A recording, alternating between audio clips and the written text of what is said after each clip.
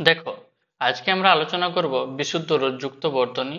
আর ঠিক আছে, যারা যারা এসি চ্যাপ্টারের আগের ভিডিওগুলো দেখোনি তারা একবার দেখে নিও, সেখানে আমি সমস্ত রকম বেসিক কনসেপ্টগুলি আলোচনা করেছি।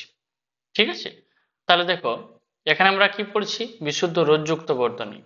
অর্থাৎ এখানে এখানে আমরা কি লাগিয়েছি? এখানে আমরা লাগিয়েছি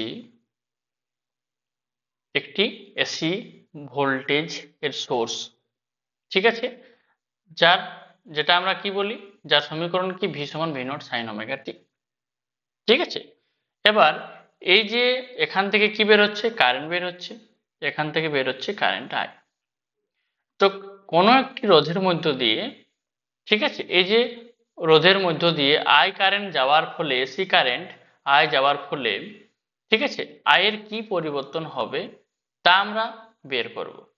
আয়ের সমীকরণ আমাদেরকে বের করতে হবে। আয়ের সমীকরণ যদি আমরা বের করে ফেলি তাহলে আমরা বলতে পারবো যে ভি এর সাপেক্ষে আই এগিয়ে আছে কি পিছিয়ে আছে, ঠিক আছে, কি ডিফারেন্স দেখা যাচ্ছে তা আমরা বের করতে পারবো।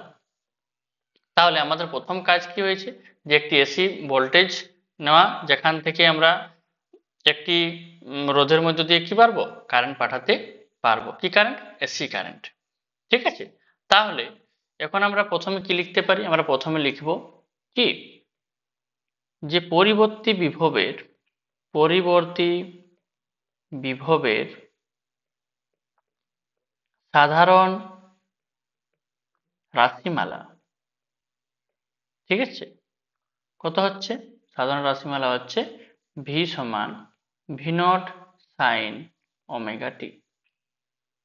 ঠিক আছে, ভি সমান কত? ভি নট সাইন ওমেগা টি।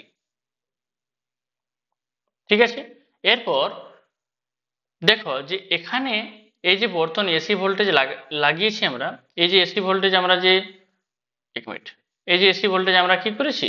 লাগিয়েছি একটা বর্তনী আর রোধের মধ্য দিয়ে। তো এখানে দেখো যে যে ভোল্টেজটি আমরা লাগিয়েছি এখানে, সেই ভোল্টেজটি সমস্ত বিভব কার মধ্য দিয়ে যাবে? আর এর মধ্য দিয়ে। আমরা এখানে বলতে পারি যে আর এর যা বিভব, এসি ভোল্টেজের বিভবের সঙ্গে কি হবে? সমান। যেহেতু বর্তনীতে আর কোনো উপাদান নেই, মনে করো একটি রোধ আছে আর এখানে একটি ভোল্টেজ লাগানো আছে, তো এখানে যদি এর বিভব 12 ভোল্ট হয়, তো সমস্ত 12 ভোল্ট কার মধ্যে দিয়ে যাবে? এর মধ্যে দিয়ে যাবে। ঠিক আছে, কিন্তু যদি এখানে দুটি রোধ লাগানো থাকে তাহলে আমরা কি বলতে পারি, যে এই যে 12 ভোল্ট, মনে করো এই যে 12 ভোল্ট, সেই 12 ভোল্ট এই দুটি রোধের মিলিত বিভব হবে। কারণ আমরা জানি শ্রেণী সমবায় বিভবটা কি হয়? যোগ হয়। ঠিক আছে, যেহেতু বর্তনীটি এখানে কি আছে? একটি রোধ আছে, আর কোনো উপাদান নেই, তাই এর বিভব সমান আমরা কি বলতে পারি? এর বিভব। ঠিক আছে, তাই আমরা একটি লাইন লিখতে পারি, যেহেতু যেহেতু আরে বাবা, হুম,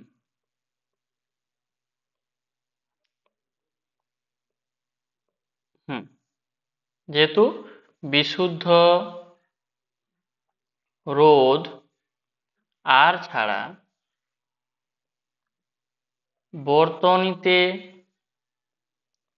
অন্য কোনো উপাদান নেই, অন্য কোনো উপাদান নেই নেই তাই আমরা বলতে পারি কি, এই যে ভি সমান ভি আর। ঠিক আছে, তাহলে ভি সমান ভি আর, তাহলে ভি এর মান কত? ভি এর মান হচ্ছে v naught sine omega t. V R সমান কত? রোধের বিভব কত? I R. ওহমের সূত্র অনুসারে আমরা কি বলতে পারি? ভি আর সমান কত? আই আর। ঠিক আছে, তাহলে আই সমান আমাদের কি বের করতে হবে? দেখো, তোমাদের প্রথম কাজ হলো এখান থেকে আইটি বের করা। ভি এর সমীকরণ আমরা জানি, ভি সমান ভি নট সাইন ওমেগা টি, সাধারণ বিভবের রাশিমালা।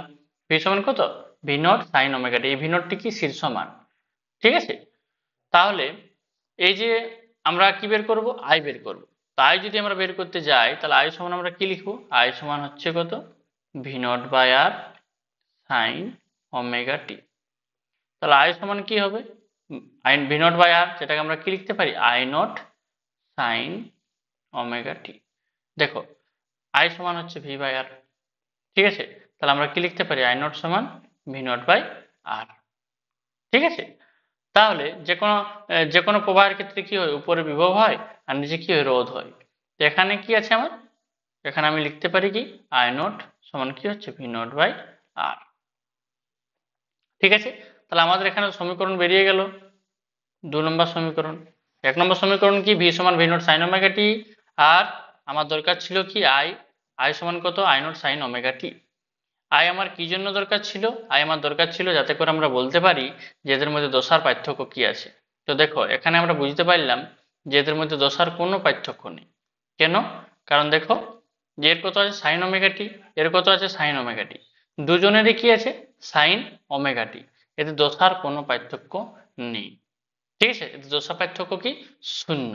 তাহলে আমরা বলতে পারি 1 নম্বর ও 2 নম্বর সমীকরণ থেকে, 1 নম্বর ও 2 নম্বর সমীকরণ থেকে পাই কি পাই, ভোল্টেজ ও প্রবাহ সমদশায় থাকে। কি বলতে পারি, ভোল্টেজ ও প্রবাহ সমদশায়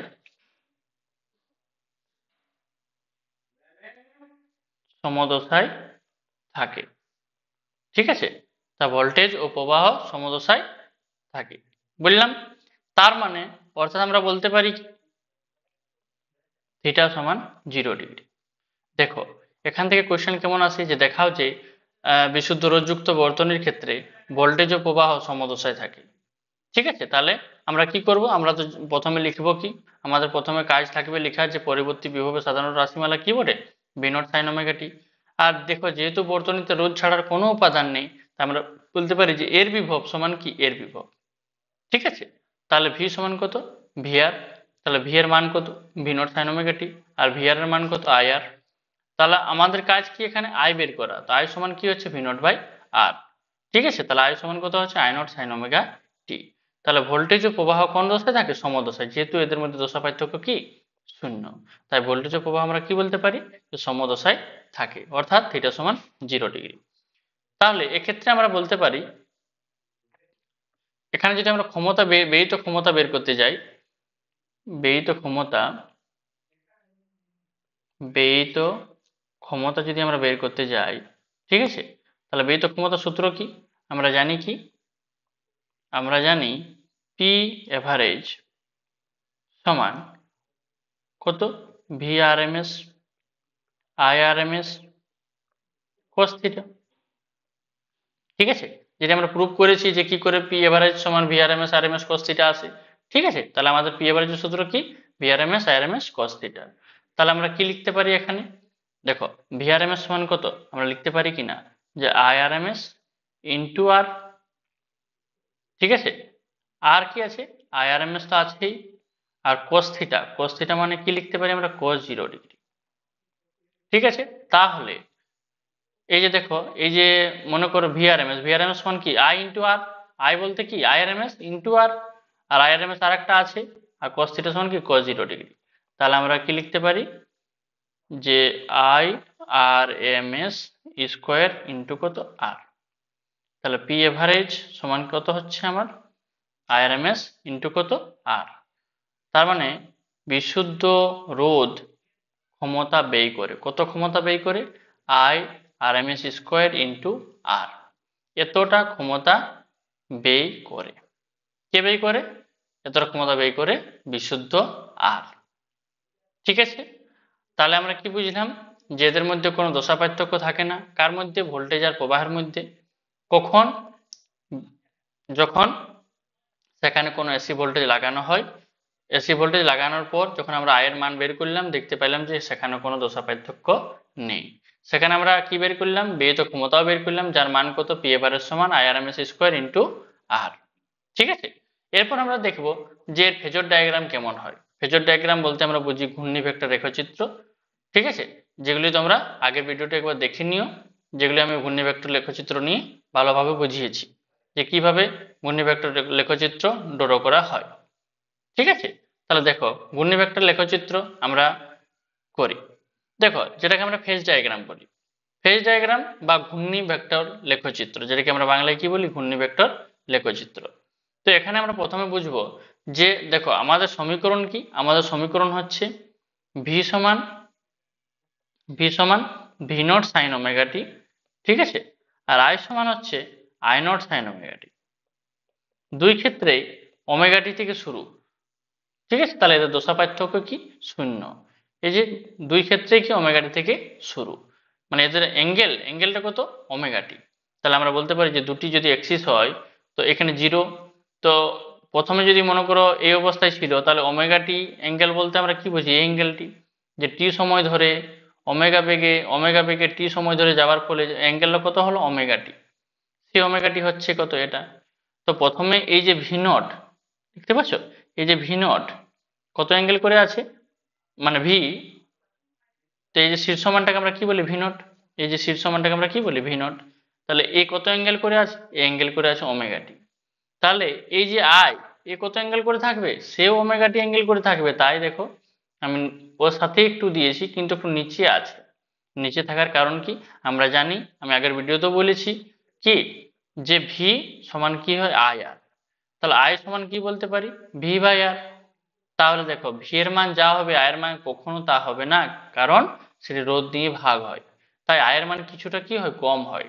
তাহলে ভি এর যা শীর্ষমান হবে আয়ের শীর্ষমান কি হবে, তার থেকে একটু কম হবে। ওই জন্য কি হয়েছে, যে দেখো এর যে শীর্ষমান সেটা এখানে, কিন্তু দেখো অ্যাঙ্গেল তো সেমই, এরও ওমেগা টি অ্যাঙ্গেল, ওরও ওমেগা টি অ্যাঙ্গেল। তা দেখো এর শীর্ষমান এখানে আর এর শীর্ষমান কোথায়, এখানে। দেখো এর শীর্ষমান এটা আর এর শীর্ষমান এটা। কেন একটু কম হয়েছে, কারণ আমরা জানি যে আয়ের মান কি হয়, বি এর মানের থেকে একটু কম হয়, ঠিক আছে। তাহলে এটি হলো কি আমাদের ফেজ ডায়াগ্রাম। দেখো দুজনেই ওমেগা টি অ্যাঙ্গেলে আছে।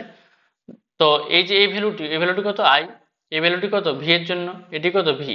তাহলে যদি আমরা এইভাবেও বলি যে মনে করো দুজন অ্যাঙ্গেলে আছে এটি ওমেগা টি, আর এই ভ্যালুটি হচ্ছে কত, ভি, এই ভ্যালুটি কত হচ্ছে, ভি।